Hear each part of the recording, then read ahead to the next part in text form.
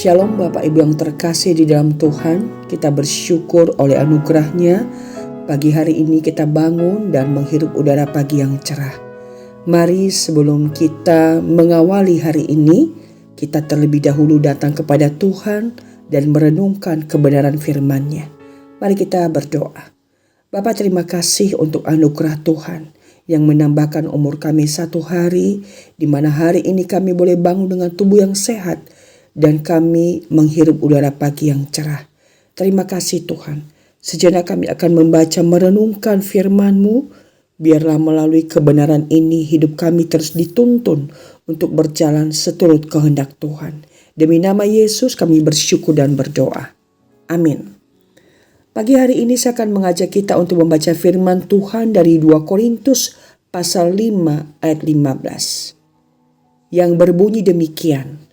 Bahwa Kristus telah mati untuk semua orang, supaya mereka yang hidup tidak lagi hidup untuk dirinya sendiri, tetapi untuk Dia yang telah mati dan dibangkitkan untuk mereka.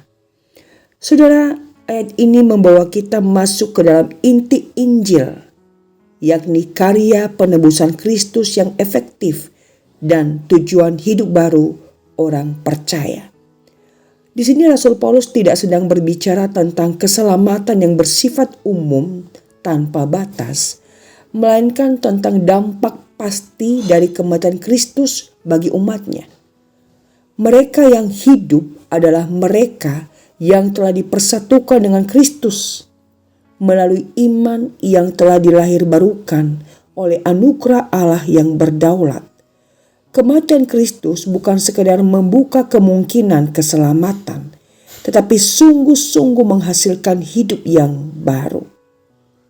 Ini adalah anugerah yang efektif, di mana apa yang Kristus kerjakan pasti mengubahkan mereka yang menjadi milik Allah. Perubahan itu bukan hanya status di hadapan Allah, tetapi juga arah hidup. Natur manusia yang telah jatuh cenderung berpusat pada diri sendiri, dan dosa membuat manusia hidup untuk kepentingannya sendiri, bahkan dalam hal-hal rohani sekalipun. Namun, ketika Kristus mati dan bangkit bagi kita, Ia tidak hanya menyelamatkan kita dari hukuman dosa, tetapi juga membebaskan kita dari perbudakan terhadap diri sendiri. Hidup yang sejati sekarang memiliki pusat yang baru, yakni Kristus sendiri. Saudara, disinilah kita melihat bahwa tujuan penebusan bukan sekedar supaya kita masuk surga, tetapi supaya kita hidup bagi Kristus. Hidup bagi Kristus berarti menjadikan Dia sebagai alasan, sebagai arah dan tujuan dari seluruh keberadaan kita. Ini mencakup pikiran, kehendak, relasi, bahkan keputusan-keputusan kecil sehari-hari.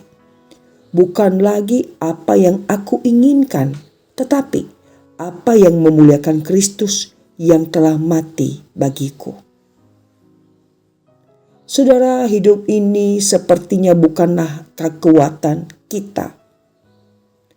Namun, Alkitab menekankan bahwa ketaatan kita lahir dari hati yang telah diubahkan oleh Roh Kudus. Kita hidup bagi Kristus karena terlebih dahulu kita telah dihidupkan oleh Kristus. Ketaatan bukan usaha untuk mendapatkan kasih Allah, melainkan respon syukur atas kasih yang telah diberikan secara cuma-cuma. Inilah yang membedakan hidup Kristen dari moralitas biasa. Sumbernya adalah Injil, bukan sekedar tekad manusia. Saudara, ayat ini juga menantang kita secara pribadi. Jika Kristus benar-benar telah mati dan bangkit bagi kita, apakah hidup kita masih berpusat pada diri kita sendiri? Apakah keputusan kita masih dikendalikan oleh kenyamanan, oleh ambisi, atau penerimaan dari orang lain? Ataukah kita mulai belajar menyerahkan hidup ini sepenuhnya kepada Dia? Renungan ini membawa kita pada satu sikap hati, kerendahan, dan penyerahan, di mana kita tidak lagi memiliki diri kita sendiri, Karena kita telah dibeli dengan harga yang mahal, yaitu darah Kristus. Maka hidup kita sekarang adalah miliknya. Sehingga dalam setiap langkah kita dipanggil untuk berkata, Tuhan, Engkau yang telah mati bagiku, ajarlah aku hidup bagimu. Dan di tengah pergumulan kita yang sering jatuh kembali pada diri kita sendiri, Injil tetap menjadi pengharapan. Kristus yang telah mati bagi kita adalah Kristus yang juga terus bekerja di dalam kita, membentuk hidup kita sedikit demi sedikit agar semakin serupa dengan Dia. Jadi, hidup bagi Kristus bukan beban yang menekan, melainkan perjalanan anugerah yang mengubahkan. Amin. Tuhan memberkati kita. Mari kita berdoa. Bapa, terima kasih untuk anugerah keselamatan yang Engkau berikan kepada kami.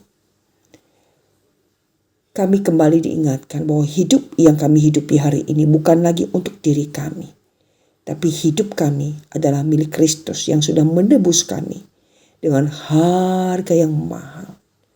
Mampukan kami untuk menjalani hari demi hari hidup bagi Tuhan, bukan untuk kehendak kami, bukan untuk ambisi kami, bukan untuk tujuan kami, tapi kami hidup untuk apa yang menjadi tujuan Kristus dalam hidup kami.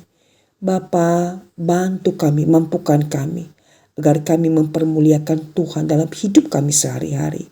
Ubahkan kami menjadi pribadi yang berkenan bagi Tuhan. Ya Bapa, ini hidup kami, bentuk seturut kehendak-Mu. Dan biarlah sepanjang hari ini juga Engkau yang terus menyertai kami, memberkati kami, dan memampukan kami untuk hidup seturut kehendak-Mu. Terpujilah kiranya Engkau Tuhan dalam hidup kami dari sekarang ini hingga selamanya. Demi nama Tuhan Yesus Kristus kami bersyukur dan berdoa. Amin. Tuhan memberkati saudara.